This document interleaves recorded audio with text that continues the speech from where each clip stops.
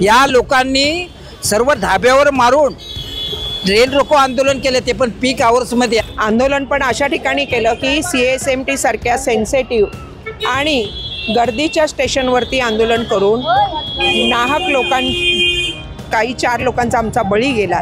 ते किडा मुंगीसारखी माणसं मरतात, दररोज क्राऊडमध्ये 10-12 बळी जातात ना। अशा कंडिशनमध्ये या लोकांनी चुकीचा निर्णय घेऊन आंदोलन केलं।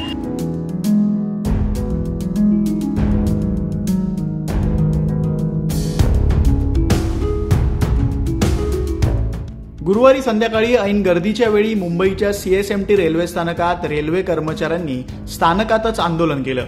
यामुळे मोटरमन लोकलपर्यंत पोहोचू शकले नाहीत आणि खोळंबा झाला। सँडहर्स्ट रेल्वे स्थानकात काही प्रवासी लोकल खोळंबल्यानं रुळांवरून चालत निघाले असताना लोकलने प्रवाशांना उडवलं। 2 प्रवाशांचा यात मृत्यू झाला तर दोघांवरती उपचार सुरू आहेत। रेल्वे प्रवाशांना असं वेठीस धरलं जातंय, या मुद्द्यावरून रेल्वे प्रवासी संघटना आता आक्रमक झाल्या आहेत। काल जे आंदोलन झालं त्याच्यामध्ये आमच्या लाखो प्रवाशांना विनाकारण वेठीस धरलं गेलं। आंदोलन पण अशा ठिकाणी केलं की CSMT सारख्या सेन्सिटिव्ह आणि गर्दीच्या स्टेशनवरती आंदोलन करून नाहक काही 4 लोकांचा आमचा बळी गेला। याच्या विरोधात निषेध व्यक्त करण्यासाठी GMची भेट घ्यायला आलेलो, पण GM साहेब बहुतेक आम्हाला घाबरले आणि त्यांनी भेट दिली नाही।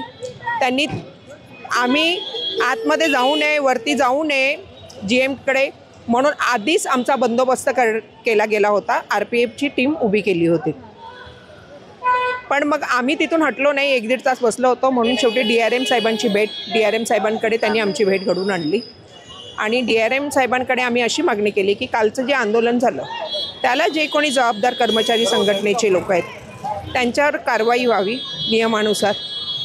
अशा संघटना की जे विनाकारण नाहक आमच्या प्रवाशांना वेठीस धरतात त्यांची मान्यता रद्द करावी आणि भविष्यात असे आंदोलन होणार नाही याची दखल घ्यावी।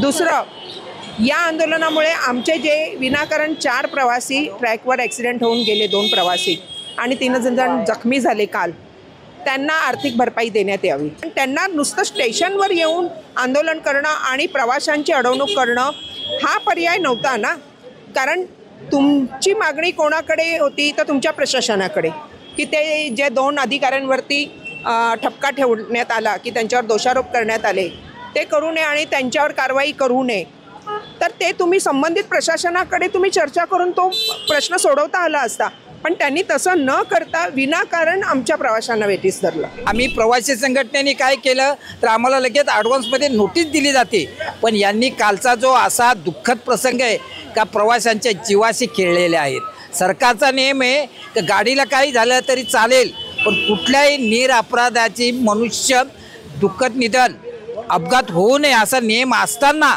या लोकांनी सर्व धाब्यावर मारून रेल रोको आंदोलन केले, ते पण पीक आवर्समध्ये। आज मुंबई ही जागतिक लेवलची बाजारपेठ आहे आणि इथे किडा मुंगीसारखी माणसं मरतात, दररोज क्राऊडमध्ये 10-12 बळी जातात ना। अशा कंडिशनमध्ये या लोकांनी चुकीचा निर्णय घेऊन आंदोलन केलं, हे अतिशय निंदनीय आहे आणि त्यांच्यावर त्यांची संघटनेची मान्यता आणि कडक कारवाई झाली पाहिजे, नाहीतर आम्ही प्रवासी संघटनेतर्फे प्रवासी म्हणून गप्प बसणार नाही असा आम्ही इशारा देतो।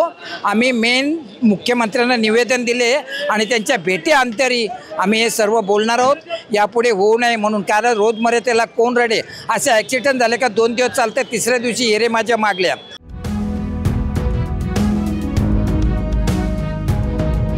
रेल्वे कर्मचाऱ्यांनी ऐन गर्दीच्या वेळी जर का आंदोलन केलं नसतं तर हा अपघात नक्कीच टाळता आला असता, असं म्हणत रेल्वे प्रवासी संघटनेनं मृत प्रवाशांच्या घरच्यांना आर्थिक सहाय्य मिळण्यासंदर्भात मागणी प्रशासनाकडे केली आहे।